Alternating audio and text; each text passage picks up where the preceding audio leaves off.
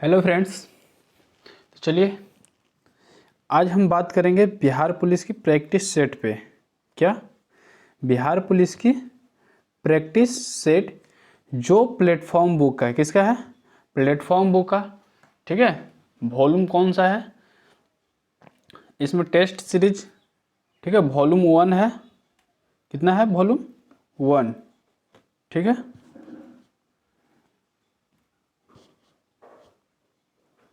हम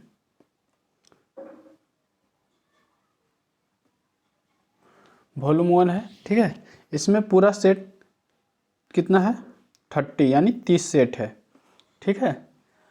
ये पूरा SCERT पर एवं NCERT के पर ये तैयार किया गया है। ठीक है। SCERT एवं NCERT। ठीक है।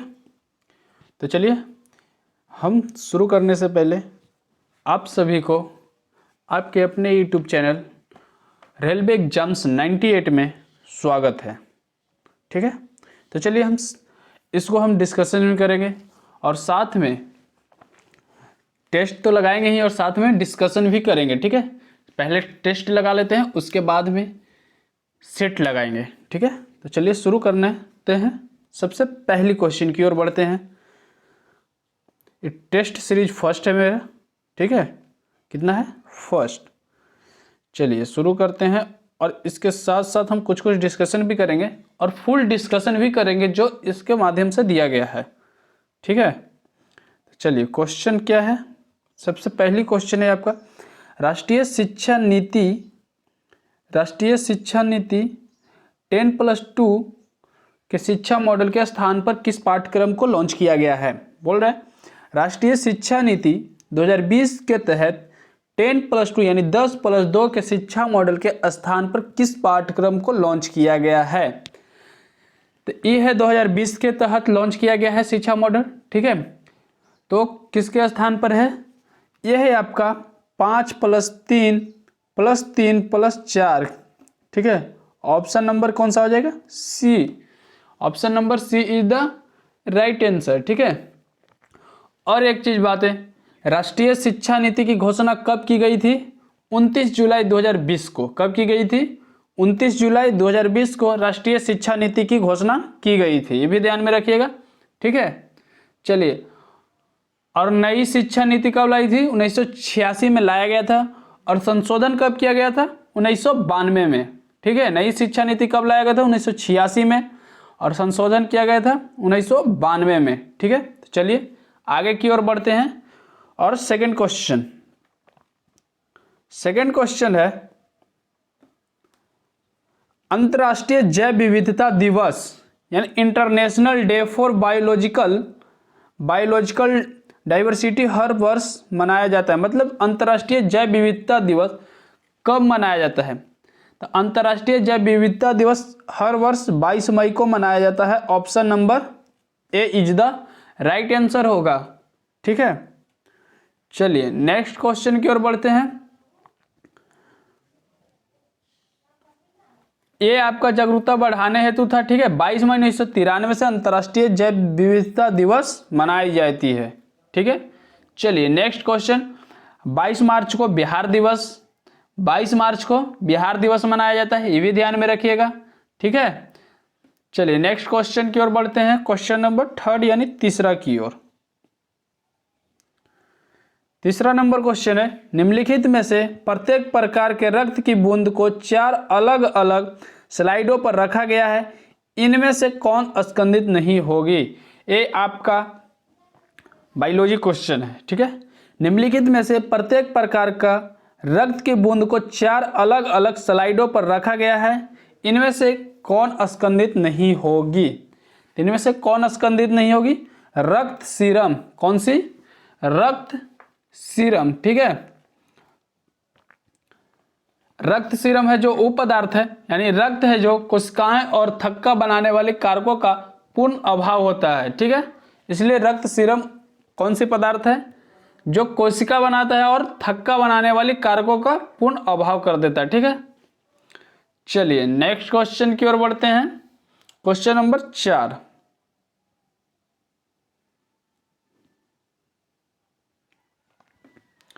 क्वेश्चन 4 है आपके, सूर्य की परिक्रमा के दौरान पृथ्वी सूर्य से न्यूनतम दूरी पर होती है। मतलब जब सूर्य की परिक्रमा के दौरान पृथ्वी सूर्य से न्यूनतम दूरी पर कब होती है? तो ये आपका जनवरी महीने में होती है। कब होती है? जनवरी महीने में। कितने तारीख को होती है? 3 जनवरी को। कितने? 3 जनवरी को आपको सूर्य की परिक्रमा के दौरान पृथ्वी सूर्य के न्यूनतम दूरी पर होती है। Option number D is the right answer. ठीक है, चलिए।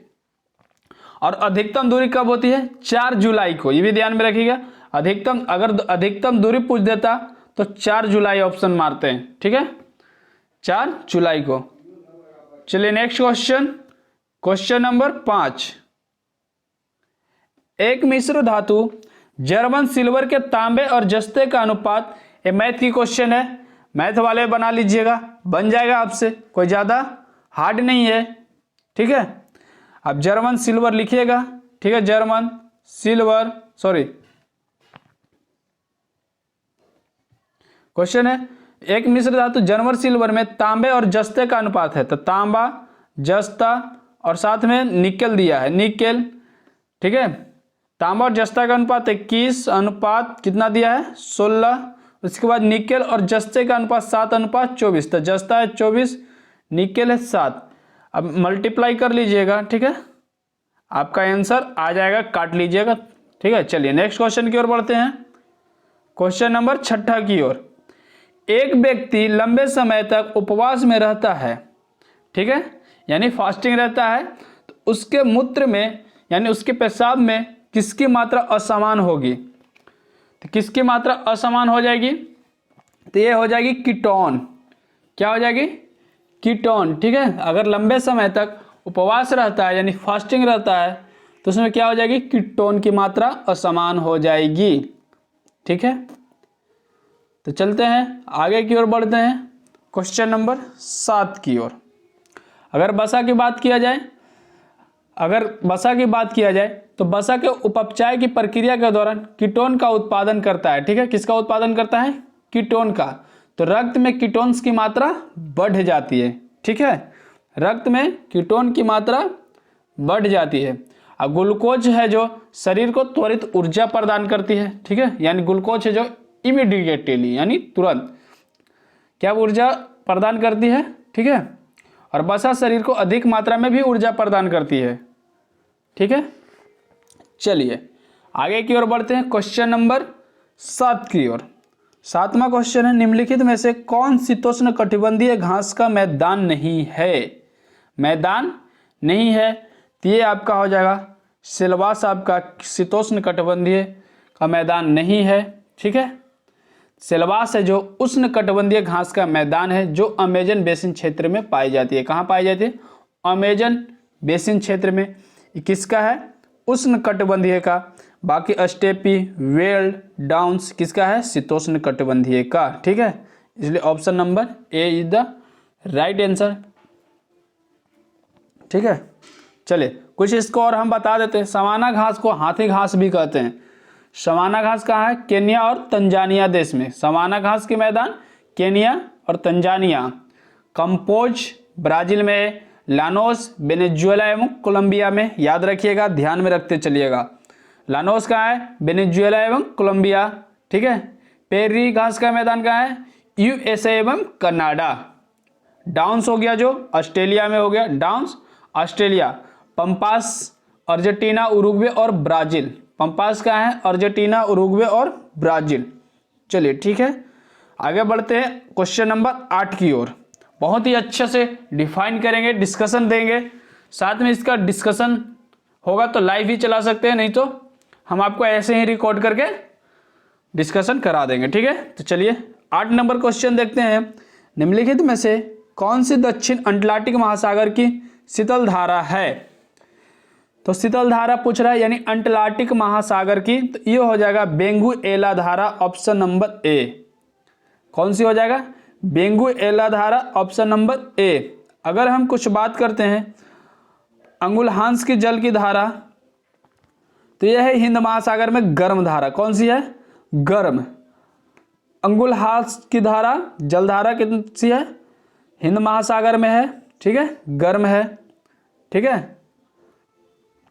चलिए आगे की ओर बढ़ते हैं। और कैनेरी धारा यानी अटलांटिक महासागर में ठंडी हो जाएगी, ठीक है।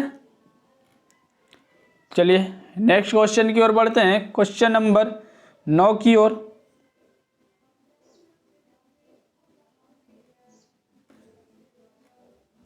निम्नलिखित में से कौन संसार की सबसे बड़ी पोतवाहक नहर है?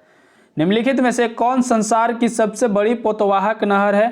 तो यह है आपका स्वेज नहर, ऑप्शन नंबर डी। स्वेज नहर बनकर तैयार हुआ था 1869 में। कब हुआ था?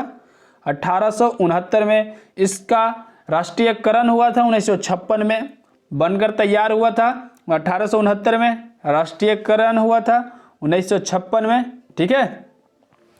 आगे बढ़ते हैं। स्वेज नहर की लंबाई है 168 किलोमीटर। स्वेज नहर की लंबाई है 168 किलोमीटर और गहराई है 16.15 मीटर, ठीक है। पनावा नहर 1914 में, पनावा नहर 1914 में बना था। कब बना था पनावा नहर? 1914 में। चलिए आगे की ओर बढ़ते हैं, क्वेश्चन नंबर 10। 10वां क्वेश्चन है, संपूर्ण विश्व के क्षेत्रफल में भारत की भागीदारी लगभग कितनी है? तो लगभग कितनी है? 2.40। कितना है? 2.40। अब भारत का क्षेत्रफल है जो विश्व के क्षेत्रफल का 2.42% है। ये भी ध्यान में रखिएगा। भारत में श्रम शक्ति विश्व में सर्वाधिक है। भारत में है जो श्रम शक्ति विश्व में सर्वाधिक है।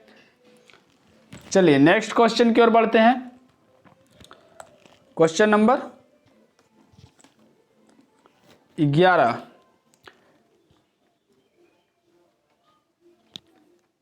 निम्नलिखित में से कौन सी नदी 3 बार 2 धाराओं में विभक्त हो जाती है और कुछ मील आगे जाकर पुनः मिल जाती है और इस प्रकार श्रीरंगपट्टनम, शिव समुद्रम और श्रीरंगम के द्वीपों का निर्माण करती है? तो कौन सी नदी है? ये आपका कावेरी नदी है। कौन सी नदी है? कावेरी नदी, जो शिव समुद्रम, श्रीरंगपट्टनम को ये द्वीपों का निर्माण करती है, ठीक है। कावेरी नदी का लंबाई है जो 800 किलोमीटर है। कितना है कावेरी नदी का लंबाई? 800 किलोमीटर। कावेरी नदी है जो ब्रह्मगिरी पहाड़ी से निकलती है। कहां से निकलती है? ब्रह्मगिरी पहाड़ी से निकलती है, ठीक है। जो कावेरी जल विवाद है वो तमिलनाडु, कर्नाटक, केरल और पुडुचेरी के बीच में चल रही है, ठीक है। चलिए कावेरी नदी को दक्षिण की गंगा कहा जाती है। दक्षिण भारत की गंगा कहते हैं। कावेरी नदी को दक्षिण भारत की गंगा कहते हैं। चलिए क्वेश्चन नंबर 12 की ओर बढ़ते हैं।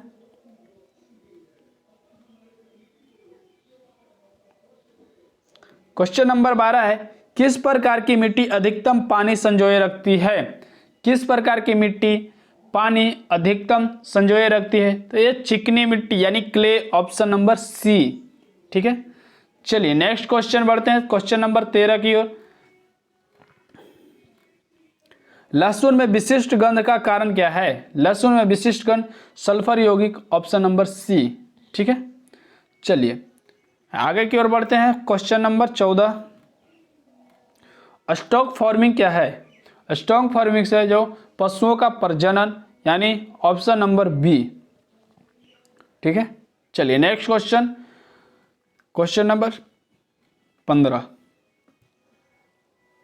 विश्व पर्यावरण दिवस किस तारीख को मनाया जाता है?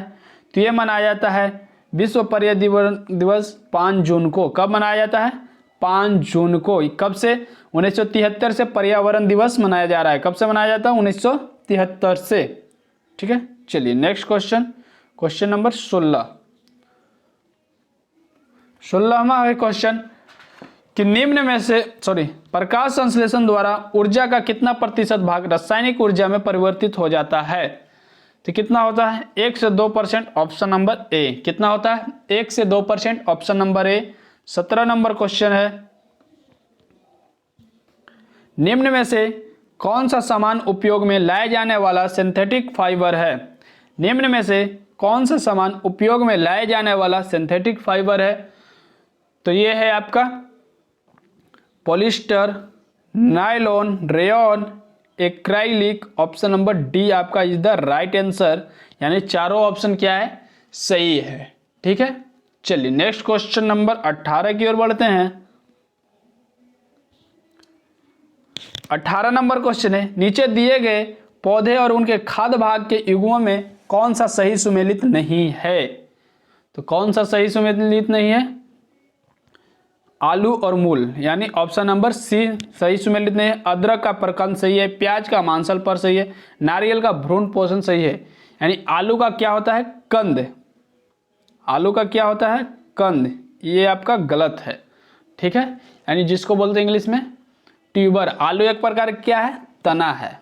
आलू एक प्रकार का क्या है, तना है। ठीक है, चलिए नेक्स्ट क्वेश्चन, क्वेश्चन नंबर 19।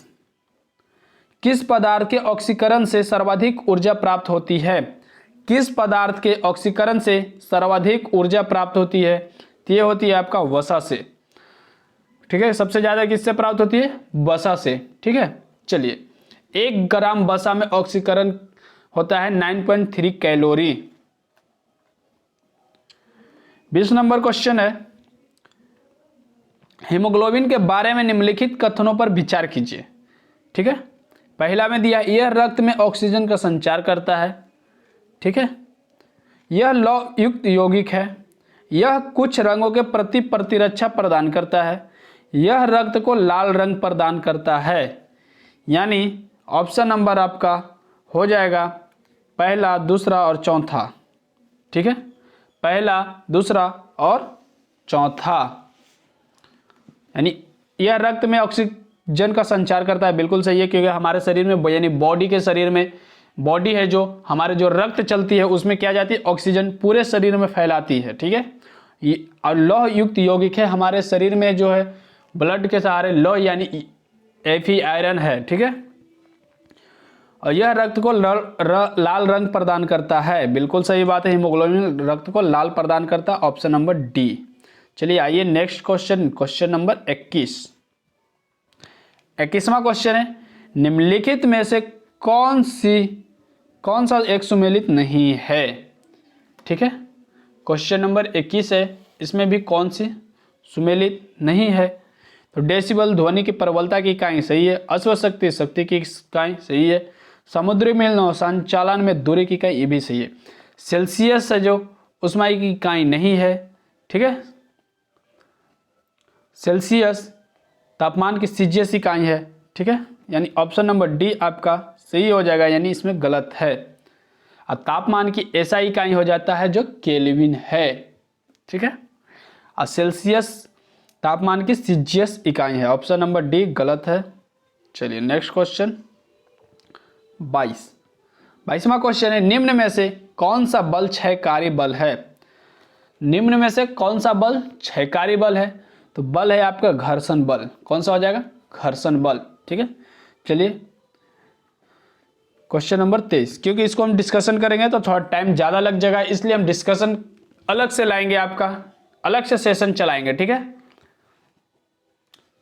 कणों के द्वारा हीट ट्रांसफर की क्रिया को क्या कहते हैं। कणों के द्वारा हीट ट्रांसफर की क्रिया को क्या कहते हैं, इसको कहते हैं कंडेंसन या चालन, ऑप्शन नंबर बी।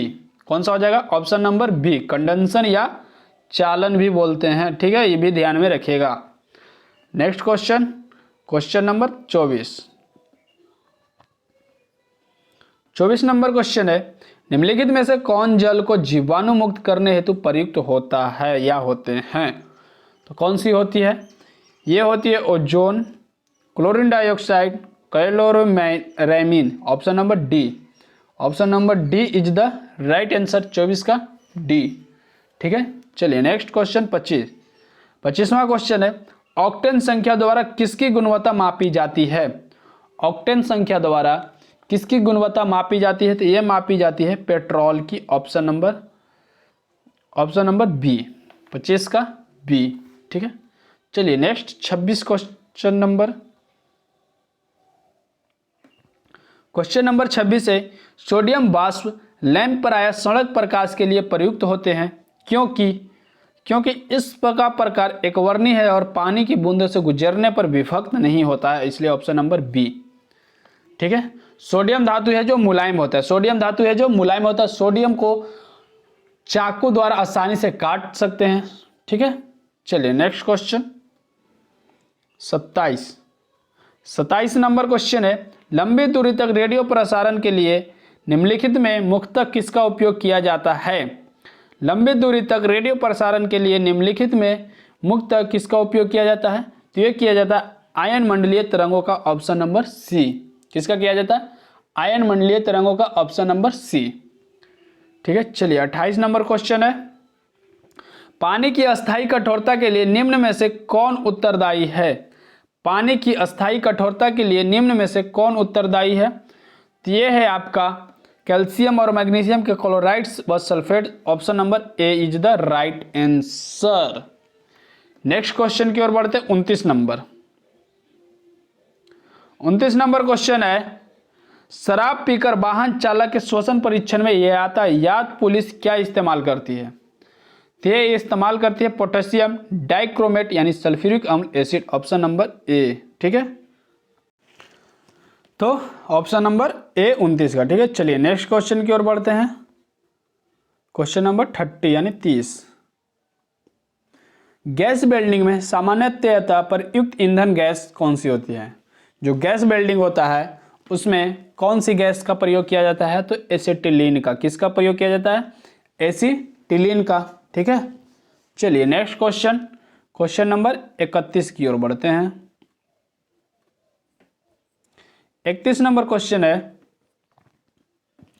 हाइड्रोक्सी समूह वाला ऑर्गेनिक अम्ल है, हाइड्रोक्सी समूह वाला ऑर्गेनिक अम्ल है कौन सी? तो बेंजोइक अम्ल, ऑप्शन नंबर ए। बेंजोइक अम्ल का सूत्र होता है C6H5COOH। ठीक है, याद रखिएगा, बोल रहा है हाइड्रोक्सी समूह वाला ऑर्गेनिक अम्ल कौन सी है? तो बेंजोइक अम्ल है। बेंजोइक अम्ल का सूत्र है C6H5COOH है। ठीक है, चलिए आगे बढ़ते हैं 32 नंबर क्वेश्चन की ओर। 32 नंबर क्वेश्चन है, दूध को निम्न विधि में से एक रूप यानी होमोजिनाइज किया जाता है। दूध को निम्न विधि के से एक रूप होमिनेजाइन किया जाता है, तो कौन सी से किया जाता है? यानी इसके बसा कणों को सेंट्रीफ्यूज की सहायता से सूक्ष्म आकार में बदला जाता है, ऑप्शन नंबर सी सही है। कौन सी सही है? ऑप्शन नंबर सी सही है। ठीक है, चलिए next question 33 number. 33 number question है, जेड परमाणु क्रमांक वाले परमाणु को किसी दी गई कक्षा में इलेक्ट्रॉन की ऊर्जा समानुपाती होता है, हैं? तो इसका आंसर हो जाएगा ऑप्शन नंबर बी, 33 का बी हो जाएगा। ठीक है, चलिए नेक्स्ट क्वेश्चन की ओर बढ़ते हैं, क्वेश्चन यानी जेड स्क्वायर के। ठीक है, नेक्स्ट क्वेश्चन, क्वेश्चन नंबर 34 बोल रहा सूची फर्स्ट को सूची सेकंड से सुमेलित कीजिए तथा नीचे दिए गए कुट से सही उत्तर चुनिए। ठीक है, हड़प्पा है जो रावी नदी, हड़प्पा कहाँ है? रावी नदी। कालीबंगा है जो घग्गर नदी, कालीबंगा घग्गर नदी। लोथल है जो भोगवा नदी, लोथल है जो भोगवा नदी। और रोपड़ है जो सतलज नदी। मिला लीजिएगा, ऑप्शन में हो जाएगा आपका 1 का 3 हड़प्पा रावी, ठीक है, कालीबंगा घग्गर, यानी ऑप्शन नंबर कौन सा हो जाएगा? ए। ठीक है, मिला लीजिएगा। चलिए नेक्स्ट क्वेश्चन 35 नंबर क्वेश्चन है, महात्मा बुद्ध के संबंध में निम्नलिखित कथनों में कौन सही है? महात्मा बुद्ध के संबंध में निम्नलिखित कथनों में कौन सही है? तो महात्मा बुद्ध के संबंध में पढ़ लेते हैं, उनका जन्म कपिलवस्तु में हुआ, सही बात है।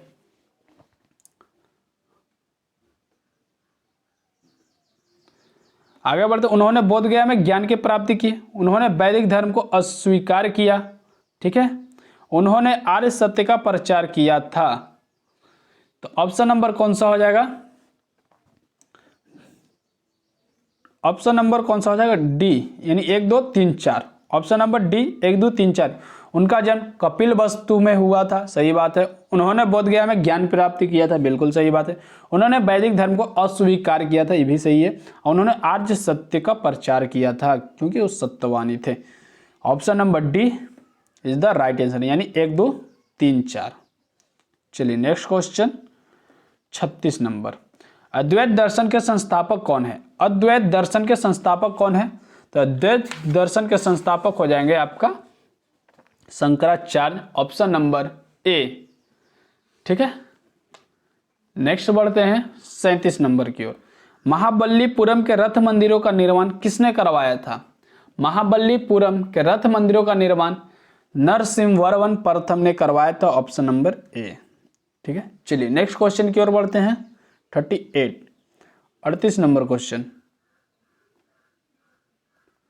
38 नंबर क्वेश्चन है, निम्न में किस सुल्तान ने कुतुब मीनार की 5वीं मंजिल का निर्माण कराया? निम्न में किस सुल्तान ने कुतुब मीनार की 5वीं मंजिल का निर्माण कराया? तो 5वीं मंजिल का निर्माण फिरोज शाह तुगलक ने करवाया। किसने करवाया? फिरोज शाह तुगलक। 38 का सी। चलिए 39 नंबर आते हैं। बहुत ही अच्छा प्रश्न है 39वीं, क्योंकि ये चारों क्वेश्चन आपको याद करने का है। ठीक है, पूछ रहा है निम्नलिखित में से कौन सा युग्म सही सुमेलित नहीं है? ठीक है, पानीपत का युद्ध 1526, खानवा का युद्ध 1527, घाघरा का युद्ध 1529, सही है। घाघरा का युद्ध 1529, चंदेरी का युद्ध 1530, ये आपका रॉन्ग है। चंदेरी का युद्ध 1528 में हुआ था। कब हुआ था? 1528 में। चंदेरी का युद्ध 1528। ठीक है, चलिए नेक्स्ट। चंदेरी का युद्ध किसके बीच हुआ था? बाबर और मेदिनी राय के बीच हुआ था। किसके बीच हुआ था? बाबर और मेदिनी राय के बीच हुआ था। ठीक है, चलिए नेक्स्ट क्वेश्चन की ओर बढ़ते हैं 40 नंबर। पानीपत का युद्ध 1526, खानवा का युद्ध 1527, घाघरा का युद्ध 1529, चंदेरी का युद्ध 1528। अंग्रेज का फोर्ट विलियम कहाँ स्थित है? 40 नंबर क्वेश्चन है, अंग्रेज का फोर्ट विलियम कहाँ स्थित है? कोलकाता। कहाँ है? कोलकाता। 41 नंबर है, सर्वेंट ऑफ इंडिया सोसाइटी की स्थापना किसने की थी? सर्वेंट ऑफ इंडिया सोसाइटी की स्थापना Gopal Krishna Gokhale, option number D. चलिए नेक्स्ट 42 नंबर क्वेश्चन। 42वां क्वेश्चन, निम्नलिखित में से कौन क्रांतिकारी पत्र वंदे मातरम के संपादक थे? ते थे madam Bhikaji Cama, option number A. Madam Bhikaji Cama Paris से 1909 ईस्वी में वंदे मातरम समाचार पत्र निकाले थे। ठीक है, चलिए नेक्स्ट क्वेश्चन, क्वेश्चन नंबर 43 है मैथ। ठीक है, बोल रहा सारथी ने एक बैंक में 3125 रुपया जमा किए, जिस पर बैंक द्वारा 8% साधारण ब्याज वार्षिक देता था। यदि सारथी ने धन 5 साल के लिए बैंक में रखा तो वह कितना ब्याज अर्जित करेगा? यानी एसआई बराबर निकालिएगा, एसआई बराबर PRT/100। ठीक है, इस फॉर्मूले पर रखिएगा, आपका निकल जाएगा। चलिए आगे बढ़ते हैं 44 नंबर की ओर। मैथ आपका अलग से चलेगा, जो बिहार एसएससी के लिए भी होगा। ठीक है, 44 नंबर क्वेश्चन है, द्वितीय विश्व युद्ध के बाद 1946 में कौन भारत आया था? द्वितीय विश्व युद्ध के बाद भारत में 1946 में कौन भारत आया था? तो यह आया था आपका कैबिनेट मिशन। ठीक है, कब आया था? कैबिनेट मिशन 1946 में, 16 मई 1946 में। ठीक है, चलिए नेक्स्ट क्वेश्चन 45। केंद्र में द्वैध शासन किस अधिनियम के अंतर्गत स्थापित किया गया? केंद्र में द्वैध शासन किस अधिनियम के अंतर्गत स्थापित किया गया? तो ये किया गया भारत सरकार अधिनियम 1935, ऑप्शन नंबर सी। चलिए नेक्स्ट क्वेश्चन, क्वेश्चन नंबर 46। भारत एक गणतंत्र है, इसका अर्थ क्या है? भारत है जो एक गणतंत्र है, इसका अर्थ है कि भारत में वंशानुगत शासन नहीं है, ऑप्शन नंबर सी हो जाएगा। भारत में वंशानुगत शासन नहीं है, भारत में संसदीय शासन है, भारत राज्यों का संघ है, सभी मामलों में अंतिम अधिकार जनता के पास है। चलिए नेक्स्ट 47 नंबर क्वेश्चन। मौलिक अधिकारों के अंतर्गत कौन सा अनुच्छेद बच्चों के शोषण के विरुद्ध अधिकार संबंधित है? मौलिक अधिकारों के अंतर्गत कौन सा अनुच्छेद बच्चों के शोषण के विरुद्ध अधिकार संबंधित है? तो कौन सा है? अनुच्छेद 24। ठीक है, कौन सा? अनुच्छेद 24। अनुच्छेद 24 में लिखा गया है कि 14 वर्ष से कम उम्र के बालक को खतरनाक काम में नहीं लगाया जा सकता है। ठीक है, यानी शोषण के विरुद्ध है जो अनुच्छेद 23-24 में उल्लेखित है। ठीक है, अनुच्छेद 23 में है जो बालाश्रम एवं मानव दुर्व्यवहार दंडनीय अपराध है, ये भी ध्यान में रखिएगा। चलिए नेक्स्ट क्वेश्चन नंबर, अनुच्छेद 17 में छुआछूत यानी अस्पृश्यता का अंत, अनुच्छेद 18 में उपाधि यानी वंशानुगत को निषिद्ध कर देना यानी उपाधि का अंत। ठीक है, अनुच्छेद 23 में बलात्श्रम एवं मानव दुर्व्यवहार दंडनीय अपराध है। चलिए क्वेश्चन नंबर 48, निम्नांकित में से किस प्रकार के प्राधिकार भारत के राष्ट्रपति को प्राप्त है? निम्नांकित में से किस प्रकार के प्राधिकार भारत के राष्ट्रपति को प्राप्त है? तो ये प्राप्त है आपका औपचारिक यानी स्टेट्यूलर और विधिक, और सेकंड संवैधानिक और नाममात्र। ऑप्शन नंबर डी 2 और 4। चलिए नेक्स्ट 49 नंबर, 49 है आपका मैथ। ठीक है, 49 क्या है? मैथ। थोड़ा सा मैं बता दूं तो बोल रहा है एक जौहरी ने हीरे का एक हार विशिष्ट रूप से बनाया और उसका विक्रय मूल्य 10 लाख रुपए किया। इसके निर्माण में कच्चे माल सहित जौहरी ने 3 लाख का निवेश किया और 2 लाख के श्रम शुल्क का भुगतान किया था। यदि कच्चे माल की लागत का 20% सोना था तो सोने खरीदने के लिए जौहरी ने कितना रकम खर्च की थी? तो आप डायरेक्ट बना सकते जौहरी के कच्चे माल के लिए 3 लाख रुपया निवेश किया, उस पर 20% का सोना था, तो आप डायरेक्ट निकालिएगा 3 लाख का लाख है। ठीक है, 3 लाख का 20%, ऑप्शन 100, 3 लाख पर डायरेक्ट हम बना देते हैं यहीं पे 3 लाख का 20%। ठीक है, 2 जीरो से 2 जीरो कितना आ गया? 3 दूनी 6, 3 दूनी 6, 2 4 0, 60,000। कितना आया? 60,000। ऑप्शन नंबर ए। कौन सा हो जाएगा? ऑप्शन नंबर ए। ठीक है, 3 लाख का 20,000 निकाल लीजिएगा डायरेक्ट। चलिए बढ़ते हैं 50वां क्वेश्चन की ओर, यानी आधे पर आ गए हैं। विधान परिषद किसी साधारण विधेयक को निम्नलिखित में से किस अवधि तक रोक सकती है? तो ये 4 माह तक रोक सकती है। कब तक रोक सकती है? 4 माह तक। ठीक है, चलिए 51 नंबर क्वेश्चन, जिस समिति ने लोकतांत्रिक विकेंद्रीकरण और पंचायत राज्य की सिफारिश की उसके सभापति कौन थे? उसके सभापति कौन थे? Balwant Rai Mehta. Option number D. चलिए नेक्स्ट क्वेश्चन है 52 नंबर। 52 नंबर क्वेश्चन है, सूची फर्स्ट को सूची सेकंड से सुमेलित कीजिए और सूचियों के नीचे दिए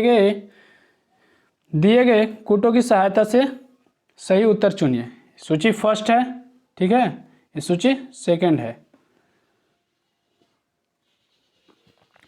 अनुच्छेद 14 है जो समानता का अधिकार। ऑप्शन नंबर तीसरा। अनुच्छेद 36 है जो नीति निदेशक तत्व। अनुच्छेद 36 में नीति निदेशक तत्व। अनुच्छेद 74 में आपका मंत्रिपरिषद। अनुच्छेद 74 में मंत्रिपरिषद। तो अनुच्छेद 368 में संशोधन प्रक्रिया। ठीक है, यानी option number 3 4 2 1, option number D. कौन सा हो जाएगा? ऑप्शन नंबर डी, 52 का डी। चलिए 53 नंबर क्वेश्चन आइए। 53वां क्वेश्चन है, भारत में नियोजित अर्थव्यवस्था आधारित है। भारत में नियोजित अर्थव्यवस्था आधारित है समाजवादी व्यवस्था पर। Option number B. भारत में नियोजित अर्थव्यवस्था आधारित है समाजवादी व्यवस्था पर। ठीक है, 53 का बी। 54 नंबर क्वेश्चन है, पिछड़े देशों के लिए रोलिंग प्लान का सुझाव किसके द्वारा दिया गया था? पिछड़े देशों के लिए रोलिंग प्लान का सुझाव किसके द्वारा दिया गया था? 54 का ऑप्शन नंबर हो जाएगा जी मिर्डल द्वारा, ऑप्शन नंबर ए। ठीक है, जी मिर्डल, ऑप्शन नंबर ए। चलिए नेक्स्ट क्वेश्चन 55 नंबर क्वेश्चन है, भारत में गरीबी रेखा से नीचे रहने वाले का प्रतिशत है, यानी तेंदुलकर समिति कौन सी हो जाएगी? 55 का लगभग 21.9, ऑप्शन नंबर ए। 56 नंबर क्वेश्चन आइए, निम्नलिखित पर विचार कीजिए। जनता के पास मुद्रा, बैंकों के पास मांग जमा यानी डिमांड डिपॉजिट, बैंकों के पास समय जमा यानी टाइम डिपॉजिट। इनमें से कौन से भारत के व्यापक धन M3 में शामिल है? तो कौन सा व्यापक धन M3 में शामिल है? ये आपका तीनों व्यापक धन M3 में शामिल है। ठीक है, यानी ऑप्शन नंबर कौन सा हो जाएगा? डी। नेक्स्ट क्वेश्चन की ओर बढ़ते हैं। Question number 57। 57 नंबर क्वेश्चन है, रुपये की परिवर्तनीयता का तात्पर्य है। रुपये की परिवर्तनीयता का तात्पर्य है रुपये के नोटों के बदले सोना प्राप्त करना सकना, रुपये के मूल्य को बाजार की शक्तियां द्वारा निर्धारित होने देना, रुपये को अन्य प्रमुख मुद्राओं को रुपयों में मुक्त रूप में परिवर्तित कर देने की अनुमति, मुद्राओं के लिए भारत में अंतर्राष्ट्रीय बाजार का विकास करना। यानी ऑप्शन नंबर रुपये को अन्य प्रमुख मुद्राओं को रुपयों में मुक्त रूप से परिवर्तित कर देने की अनुमति, option number C is the right answer हो जाएगी। ठीक है, चलिए नेक्स्ट क्वेश्चन नंबर 58 की ओर। क्वेश्चन नंबर 58 है, ब्रेक इवन बिंदु यानी ब्रेक इवन पॉइंट क्या है? ब्रेक इवन बिंदु यानी ब्रेक इवन पॉइंट है कि वह स्थिति जब फर्म को न लाभ हो और न हानि, यानी ऑप्शन नंबर सी, न लाभ हो न हानि, वह स्थिति में जब फर्म को न लाभ हो रही हो और न हानि हो रही हो। ठीक है, 58 का सी, उसे ब्रेक इवन बिंदु कहते हैं। ठीक है, चलिए नेक्स्ट क्वेश्चन 59 नंबर क्वेश्चन है, निम्नलिखित खेलों में से प्रत्येक पक्ष में खिलाड़ियों की संख्या किस खेल में सर्वाधिक होती है? तो ये आपका रग्बी फुटबॉल में आपका अधिक होती है, यानी इसमें 15 होती है। कितना होती है? 15। रग्बी फुटबॉल में 15। ठीक है, चलिए नेक्स्ट, आपको पता है हॉकी क्रिकेट फुटबॉल में 11 होते हैं, कबड्डी में 7 होते हैं, खो खो में 9 होते हैं। ठीक है, खो खो में 9 होते हैं, फुटबॉल में 11 होते हैं। चलिए, वाटर पोलो में 7 होते हैं, कबड्डी में भी 7 होते हैं। नेक्स्ट क्वेश्चन नंबर 60, बैंकिंग वातावरण में प्रयोग होने वाली टर्म एनपीए का पूरा नाम क्या है? एनपीए का पूरा नाम non performing asset, option number C, 60 का सी। ठीक है, चलिए नेक्स्ट क्वेश्चन, एनपीए है जो बैंकिंग प्रणाली को कमजोर करता है। एनपीए है जो बैंकिंग प्रणाली का कमजोर करता है। चलिए नेक्स्ट क्वेश्चन बढ़ते हैं 61 नंबर। 61 मैथ है, बना लीजिएगा। ठीक है, चलिए आगे बढ़ते हैं 62 नंबर की ओर। प्रसिद्ध भारतीय वैज्ञानिक सीवी रमन के रमन इफेक्ट खोज के दिन को विज्ञान दिवस के रूप में मनाया जाता है। यह निम्न में से किस तिथि को मनाया जाता है? तो किस तिथि को मनाया जाता है? 28 फरवरी को, विज्ञान दिवस 28 फरवरी को। ठीक है, चलिए नेक्स्ट क्वेश्चन की ओर बढ़ते हैं 63। महात्मा गांधी ने अपनी आत्मकथा मूलतः किस भाषा में लिखी थी? महात्मा गांधी ने अपनी आत्मकथा मूलतः किस भाषा में लिखी थी? तो महात्मा गांधी अपनी आत्मकथा गुजराती में लिखी थी, क्योंकि महात्मा गांधी गुजरात से ही थे। ठीक है, चलिए आगे की ओर बढ़ते हैं 64 नंबर क्वेश्चन। प्रतिष्ठित टाइलर पुरस्कार किस क्षेत्र में विशिष्ट योगदान हेतु प्रदान किया जाता है? प्रतिष्ठित टाइलर पुरस्कार किस क्षेत्र में विशिष्ट योगदान हेतु प्रदान किया जाता है? तो ये किया जाता है पर्यावरण सुरक्षा, ऑप्शन नंबर डी, 64 का डी। ठीक है, चलिए 65 नंबर क्वेश्चन आइए। विश्व प्रसिद्ध मयूर सिंहासन मुगलों के किस भवन में रखा गया था? विश्व प्रसिद्ध मयूर सिंहासन मुगलों के किस भवन में रखा गया था? तो ये रखा गया था दिल्ली के लाल किले का दीवान ए आलम, ऑप्शन नंबर डी, दिल्ली का दीवान ए आलम में। ठीक है, चलिए 66 नंबर क्वेश्चन पे आते हैं। टोटल 100 क्वेश्चन है। ठीक है, 66 नंबर क्वेश्चन, 20 रुपये के नोट पर निम्नलिखित में से किस राष्ट्रीय उद्यान की छवि है? जो 20 रुपये का नोट रहता है उस पर आप देखे होंगे मानचित्र। ठीक है, उस पर किसका रहता है, यानी कौन से राष्ट्रीय उद्यान का है? तो ये है आपका माउंट हैरियट, ठीक है, कौन सा है, माउंट हैरियट पार्क की छवि है, ठीक है। चलिए नेक्स्ट बढ़ते हैं। 200 के नोट पे सांची का स्तूप का चित्र है। 200 के नोट पे सांची का स्तूप है, जो सांची का स्तूप है जो अशोक ने बनवाया था, ठीक है। 2000 के नोट पर मंगलयान और स्वच्छ भारत का प्रतीक है। और 500 और 1000 के नोट पर जो बंद कर दिया गया, अब 500 के नोट जो पूर्णतः चालू किया गया है। अब 20 रुपये के नोट पर एलोरा गुफाएं की भी चित्रण है। 20 रुपये के नोट पर एलोरा की गुफाएं हैं। ये पुराने वाला पे था, अब नया वाला पे शायद से 20 रुपये का नोट एलोरा की गुफाएं हैं, ठीक है। 10 रुपये के नोट पर सूर्य के मंदिर यानी कोणार्क का सूर्य मंदिर। 100 रुपये पर रानी की वाव। 500 रुपये पर दिल्ली का लाल किला। 50 रुपये पर हम्पी का चित्र है, ठीक है, ध्यान में रखिएगा। नेक्स्ट बढ़ते हैं 67 नंबर। तारापुर परमाणु ऊर्जा संयंत्र की स्थापना किस देश की सहायता से की गई थी? तारापुर परमाणु ऊर्जा संयंत्र की स्थापना किस देश की सहायता से की गई थी? किस देश की सहायता से की गई थी? संयुक्त राज्य अमेरिका, ऑप्शन नंबर ए। संयुक्त राज्य अमेरिका, ऑप्शन नंबर ए। 68 नंबर क्वेश्चन। दूध की कीमत 20% बढ़ गई, व्यय को उतना ही रखने के लिए वर्तमान उपभोग में कितने की कमी करनी होगी? ये भी बना लीजिएगा, ठीक है। यानी 20% बढ़ रही है और व्यय को उतना ही रख ले, यानी 20/120 हो जाएगा। 20/120 गुने 100, ठीक है। 20 छक्का 20 से 3 50 16 3 48 2 50, ऑप्शन नंबर डी 16.2/3%। चलिए 69 नंबर क्वेश्चन आइए। सन 2011 के जनगणना के अनुसार बिहार के किस जिले में महिला साक्षरता दर सबसे अधिक है? तो ये सबसे ज्यादा रोहतास में है, ऑप्शन नंबर डी। चलिए 70 नंबर क्वेश्चन। बिहार पंचायती राज अधिनियम 2006 के अंतर्गत त्रिस्तरीय पंचायतों के स्थानों पर पदों में सभी कोटियों में महिलाओं के लिए कितने प्रतिशत आरक्षण की व्यवस्था की गई है? तो कितने की गई है? ये 50%, ऑप्शन नंबर बी। चलिए नेक्स्ट क्वेश्चन 71 नंबर पे आते हैं। निम्न में से किस वर्ष रूस में कृषक दास प्रथा का अंत हुआ? ते हुआ 1861 में, डी, ऑप्शन नंबर डी, दास प्रथा का अंत 1861 में हुआ था, ठीक है। चलिए नेक्स्ट क्वेश्चन 72।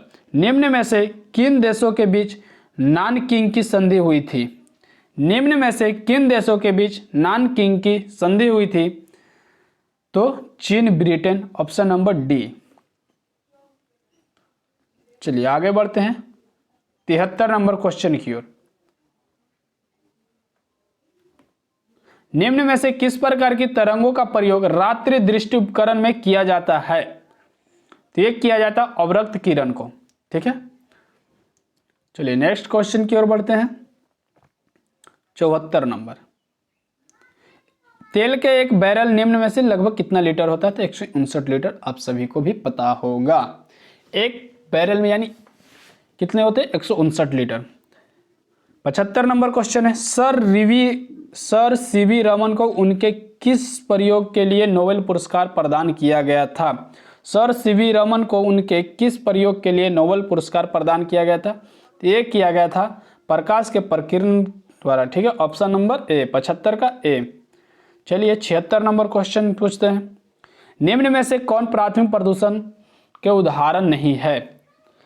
प्राथमिक प्रदूषक के उदाहरण नहीं है तो DDT, carbon monoxide, sulphur dioxide, plastic. कौन सी नहीं है? तो सल्फर डाइऑक्साइड, ठीक है, सल्फर डाइऑक्साइड ये आपका नहीं है। 77 नंबर क्वेश्चन है। निम्न में से किस उद्योग के निगरानी हेतु जैव चिप का विकास किया गया था? तो ये किया गया था मत्स्य उद्योग, ठीक है, 1983। कब? 1983। चलिए 78 नंबर क्वेश्चन आइए। 78 नंबर क्वेश्चन है कि निम्न में से किस पुरस्कार को वरीयता सूची में स्थान दिया गया है? वरीयता सूची में भारत रत्न को स्थान दिया गया है, ठीक है। चलिए नेक्स्ट बढ़ते हैं 79 नंबर क्वेश्चन। दिए गए विकल्पों में कौन सा युग्म सत्य है? तो कौन सा युग्म सत्य है? Salman Rushdie fury, option number B. Salman Rushdie fury, option number B. चलिए 80 नंबर क्वेश्चन आते हैं।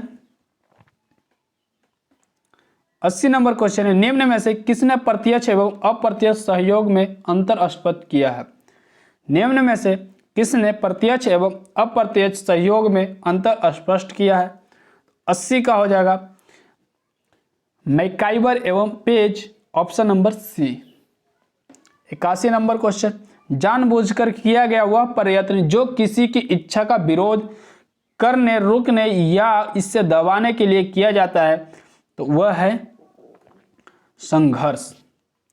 ठीक है, यानी जानबूझकर किया गया वह प्रयत्न जो किसी की इच्छा का विरोध करने या रोकने या इससे दबाने के लिए किया जाता है तो वह है संघर्ष, ऑप्शन नंबर बी।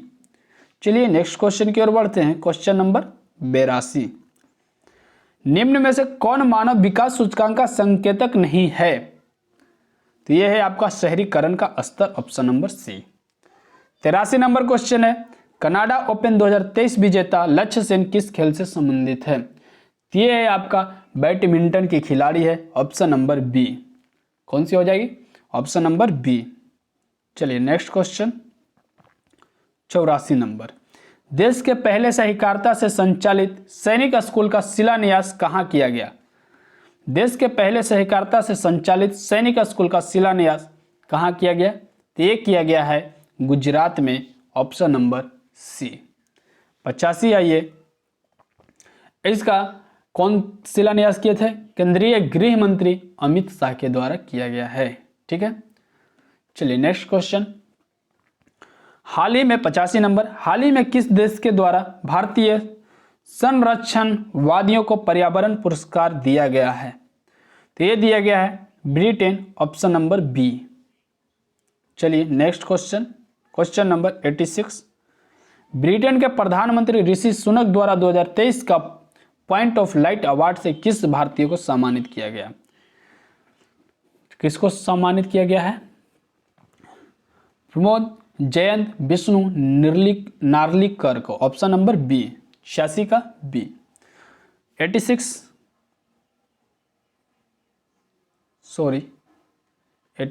है ना, 86 का हो जाएगा राजेंद्र सिंह घट, ऑप्शन नंबर ए।